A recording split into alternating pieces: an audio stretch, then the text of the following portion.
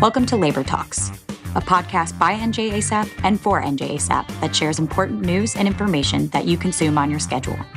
Labor Talks will tackle vital topics like safety, contract administration, the labor management relationship, and how to navigate life as a NetJets pilot. And we will bring this information to you with the help of experienced union leaders, industry consultants, and subject matter experts. Whether you listen in your car, on the treadmill, or while working on tasks around your home, Labor Talks is a worthy investment of your time and attention. Join your fellow pilots and advocates as Labor Talks. Welcome to Labor Talks. I'm your host, Claire Carey, and with me today is Military Affairs Chair, Captain Peggy Carnahan. Join us as we celebrate our fellow veterans and discuss the captivating history of the Military Affairs Committee. Peggy, thanks for sitting down with me today.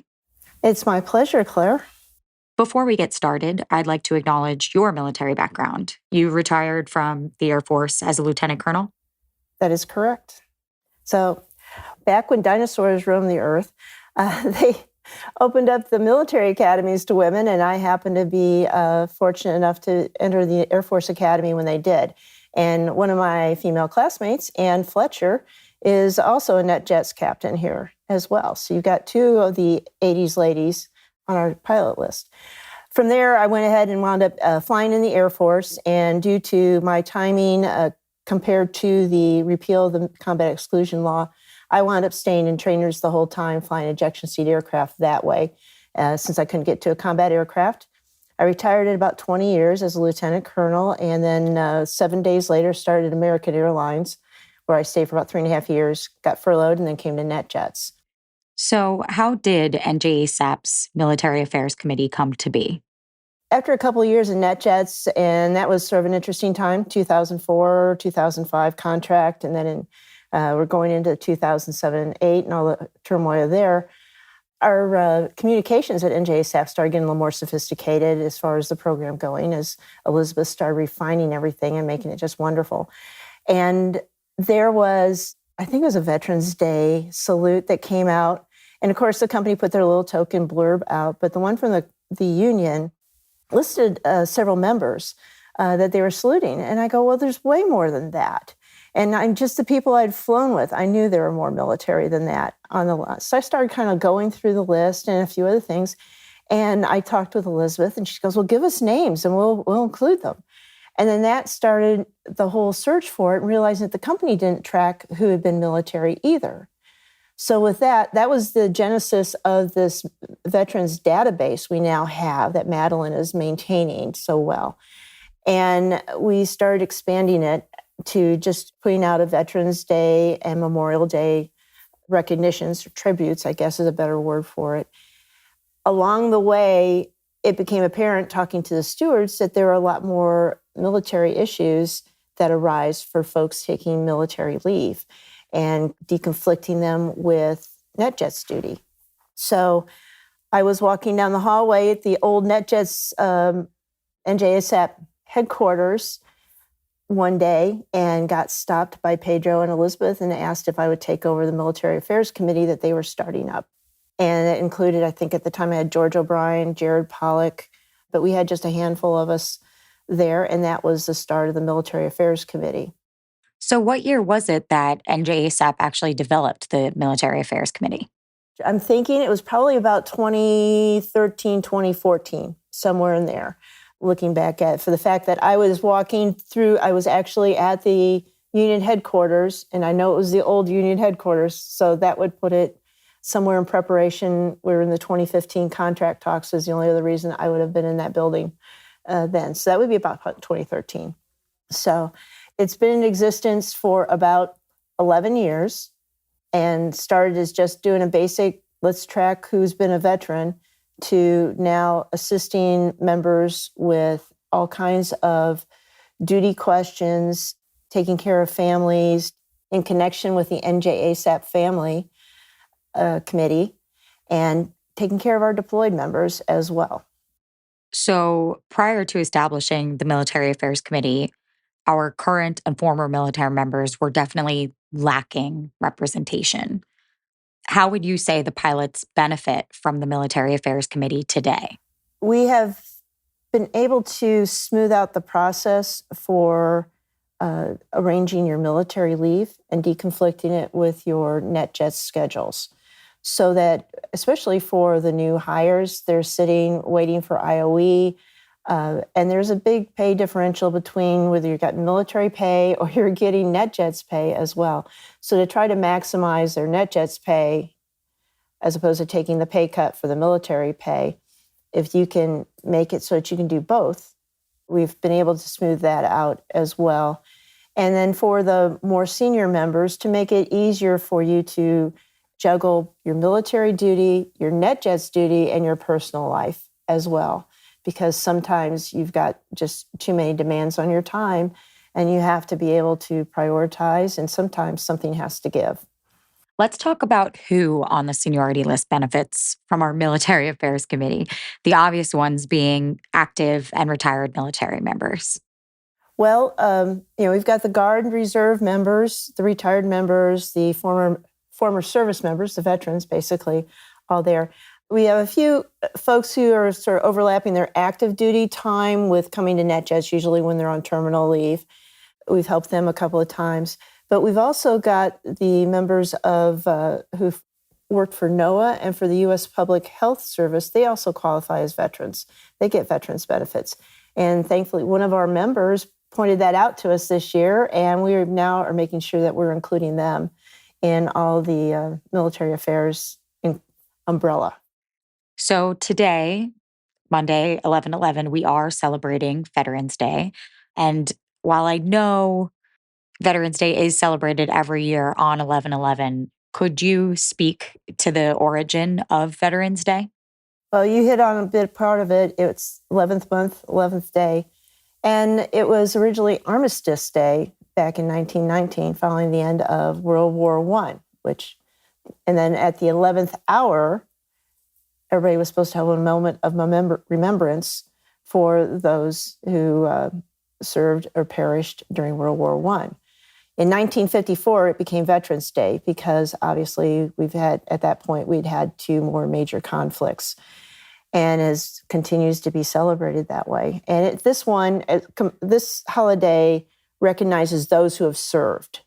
In contrast with Memorial Day, it's those who have given their life in service to their country. So there can be living ones here and not. And then in Memorial Day, it's those who actually made the ultimate sacrifice. Peggy, how can our members pay tribute to the veterans we have on our seniority list, not only this year, but, Veterans Days to come? Well, right now, thank you for this shameless plug here, for our Veterans Day salute. It's gotten bigger every year, and it's just wonderful to see. Our members, and we've now have some family members, have made submissions to be included into this publication. And some people are highlighting themselves and their service, and some are highlighting friends and family members and mentors and people who have touched their lives. We've got fiancés, we've got spouses that they're being honored. And it's just so wonderful to read these tributes and the impact that people have made on so many of us as just guiding us through our lives and our professional careers. And the photos, some of them are just really tremendous. It really gives you an insight into when you see some of these folks that we fly with take military duty and you find out they're in the military, you get a little glimpse into some of the stuff they do. Not everybody is a pilot. We have officer and enlisted. We have flyers and non-flyers. And we've got some people doing some really cool stuff. So when you see this one, you're going to see views out of the back of a C-17, out of a helicopter, out of just all sorts of things that these folks have been doing that is just tremendous. And you realize just what a varied background our pilot group comes from. So many different experiences, civilian, military, and you also realize that a lot of these folks who are not pilots in the military, they either use the military as a way to further their career, to gain experience, to gain maturity. If you're fresh out of high school, that's not unusual. And then they went on their own dime and time to become pilots in the civilian world. So they have both experiences there with it. So we've got such a rich tapestry of background in our pilot group. And this is just one little facet of it. And it's really fun for me to see all the differences in the variety we've got. That is super cool. And with all of that being said, we can learn so much from the person sitting next to us on the line. I definitely encourage everyone, if you find yourself flying with a military member, ask them a few stories, see what they have to say. You might learn something or you might be entertained. I've got a little anecdote for you that takes that even further. I was flying with a non-military, a fellow PIC one time, and he was sort of quiet, hard to kind of get any conversation going. So I just started talking about a project I was working on that was associated with the women who flew in World War II, the Women's Air Force Service Pilots, or WASP. And he immediately perked up, pulls out his phone, starts scrolling through his photos and everything, and then shows me this picture of this beautiful woman, black and white pic photo. It was his mother. His mother was a WASP. And I said, "You're kidding." And it turns out he has all of her archives, all of her books, her logbooks and photos and on. And he didn't know what to do with them. I've been able to, just through that, besides getting to actually put my hands on her yearbook from her WASP training, which was exceptionally cool, I've gotten him connected with places where he can place her archives for research, connected him with other kids and family members of the WASP, just on. And so now I've even connected him with the daughter of his mother's best friend and classmate for whom he was named. And they've been able to connect just through this networking type thing. So you never know who is sitting in that seat next to you and what kind of story, and this is true whether it's military or civilian, what kind of cool things they've got in their lives if you just want to take some time to get to know the person you're flying with for the week. Another short story is probably one of our most distinguished and memorable veterans that were part of the NetJets family was Colonel Jerry Driscoll, who retired several years ago from NetJets. He had been a POW in Vietnam. When he came back, he finished his career in the Air Force and then flew for American Airlines and retired from there and then came to NetJets. And he was flying the Citation 10. And you would never know who he was unless you knew who he was, because he was the most down-to-earth, wonderful man. He was a mentor to so many of us. And when he retired and he stayed in touch with, I know the negotiating committee kept getting emails from him all the time encouraging us during the 2015 contract talks. When he passed away, so many of our members submitted tributes to him that we had, I think it was probably about a 10-page package of just short tributes that people put together in their emails that we sent on to the family. And they were so appreciative of it. So we have a rich history of military service as part of the NetJets legacy here. And he's just one of those that stands out. Aside from the Veterans Day tribute, how can our members support their fellow pilots who were or are in the military? Very easily, Claire. We can purchase a patriotic tie or scarf from the Brooks Brothers website and wear that. And you can wear that for any patriotic holiday that your tour touches. And if you look at the crew policy manual, I believe it's laid out in there fairly clearly which holidays qualify, which amazingly, as Joe Lavati determined, includes Labor Day. So I figured if the company wants us to celebrate unionized labor as a patriotic holiday, wear your tie, folks, wear your tie. So it's coming up here on Monday is Veterans Day. So wear your ties there for that. And the part of the proceeds of these sales go to charity. And that's true for the breast cancer awareness, the holiday themed or winter themed ties. and the patriotic ties. A portion of those sales goes to charity. I did inquire as to what charity benefits. I've been given the typical Joint Committee facepalm as far as we'll get back to you. So once they decide to start communicating with the Joint Committees again, we might actually have an answer for that. Typically, it's been pilots for kids.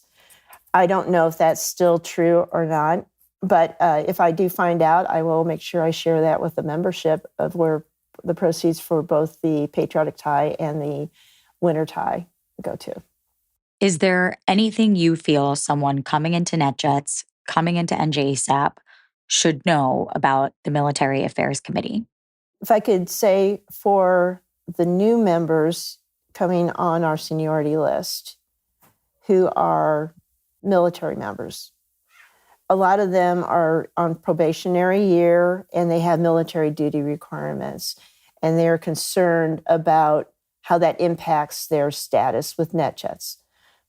Your military duty is protected by USARA, which is the Uniformed Services Employment and Reemployment Act, Employment Rights and Reemployment Act. So you are protected by law for any of your military duty. And that law guides everything. And we are very fortunate that we have a strong legal team, NJASAP, to help back you up if there are ever any questions. Your stewards are probably the number one source for assistance if you have an issue with it. But never fear for your job because you have military duty. There might be times when the company is asking you for paperwork and such that you just don't have at the time. Go do your duty. We'll figure out the paperwork later. So if you have any questions, your first point of contact should be the steward on duty, and then you can reach out to the Military Affairs Committee and we will jump in and help you as well. That's great advice. Thank you. Peggy, thank you for your service to our country and, of course, our membership. And thank you to all the veterans, both on and off our seniority list. To those of you listening, thanks for joining us on today's edition of Labor Talks. If you're interested in learning more about today's episode, want to join the Military Affairs Committee, or have your veteran status included in the Veterans Database, please send an email to milaffairs@njasap.com. That's milaffairs@njasap.com. NJASAP is hosting social gatherings called Chillin' Chats at high-trafficked overnight hotels. Join us for our next Chillin' Chat at the Crown Plaza, Peachtree City, Thursday, November 14th from 6 to 9. Come for great and free food and conversation with your union advocates. In addition to the Chillin' Chats, we invite you to join us for Fly-In Fridays. No, not that sort of fly-in. This is an evening of good fun, tasty bites, and sipping your favorite beverage with your union leaders, friends, and family. The next one is November 15th at Jekyll Brewing City Center location, just 30 minutes from PDK. Can't wait to see you there. Thank you for joining us today on another episode of Labor Talks. If you haven't already done so, please follow NJASAP on Facebook, Instagram, and Twitter @NJASAP. Show your support for the union with comments, likes, and shares. If you enjoyed this episode, encourage your fellow NJASAP members to tune in. And please share recommendations for future podcast episodes with us at podcast@njasap.com. Stay tuned for our next episode. And until then, this is Labor Talks, presented by NJASAP.